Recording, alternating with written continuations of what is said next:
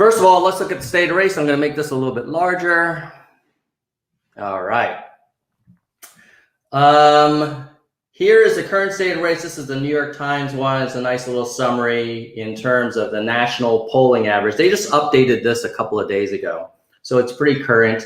You see, you know what's interesting? It's 1 o'clock. Whoa. Now you know what time it is in Switzerland. Who has an arrow?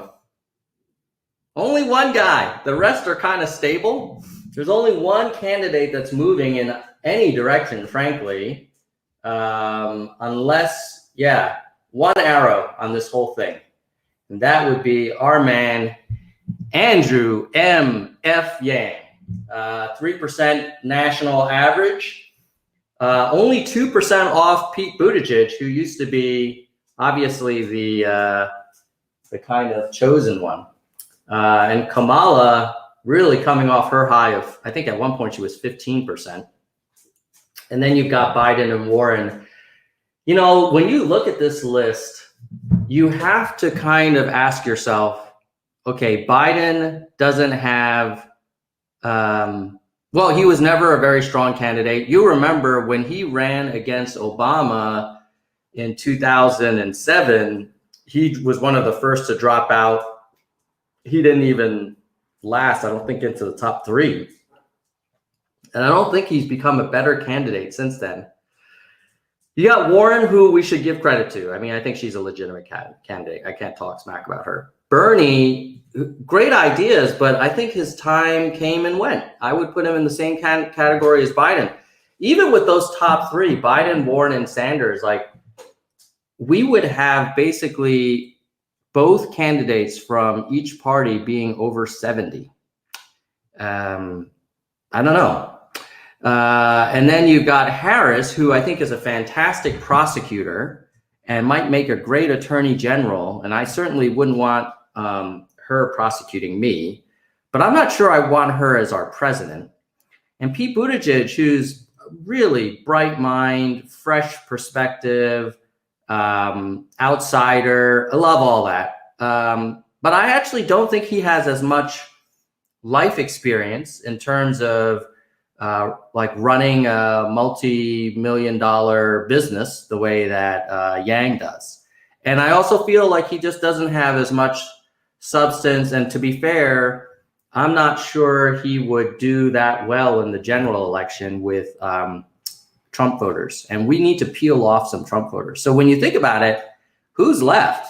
If you rule out Biden, Sanders, Harris, and Buttigieg, you're left with Warren and Yang. And that's pretty exciting. So that's where we are in terms of the polling. In terms of weekly news coverage, we're number 11, even though we're number 6 in the polls, which is just goes to show you the weekly news coverage kind of is BS. Let's sort by weekly news coverage. Now, I mean, I guess on the one hand, yeah, we're not even in the top 10. We're number 11. So who's beating us in news coverage? Biden, okay, you know, he's the front runner. You could say he deserves that. Warren, fine. Sanders, fine. Tom Steyer,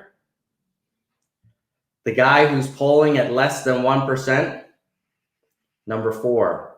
Kamala Harris, she's number 5. Fine. Maybe you say, well, she's 7%. Beto is polling behind Yang, but he's actually in the top 6 for news coverage. Buttigieg, okay, he's ahead of Yang. Let's give him a pass. De Blasio, almost not even one, almost like closer to 0% than 1% in the polls. He's number 8. Tulsi, I like Tulsi, but she's polling less than Yang. Why is she getting more coverage? Cory Booker, my God, that guy, like, if he can't break 2% in the polls with all of the news coverage he's been getting, like, he's got to step aside. Maybe go for a cabinet member or running mate.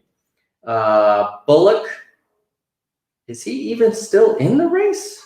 I don't know, but he's 11 and we're tied with him. So who are we beating? We're beating Klobuchar, who's less than 1%. Julian, who's 1%. I think Delaney, he's not even in the race anymore. I don't think Bennett is either. but they're actually getting comparable coverage to Yang. So the Yang media blackout is real, my friends. Okay, now let's look at the polling trends. Oh, this is kind of interesting. They decided to do a visualization of, let me make that a little smaller. Oops, wrong way. They did a visualization of the top 4 candidates. So I guess who are they leaving out here? They got 1, 2, 3, 4, 5. They did the top 5. Who did they leave out? Andrew Yang. And why? Well, if you look at this table, clearly there's not enough horizontal space to have another column. So just conveniently, I wonder, like, if Yang makes top 5, will they just show the top 4? I'm just bitter.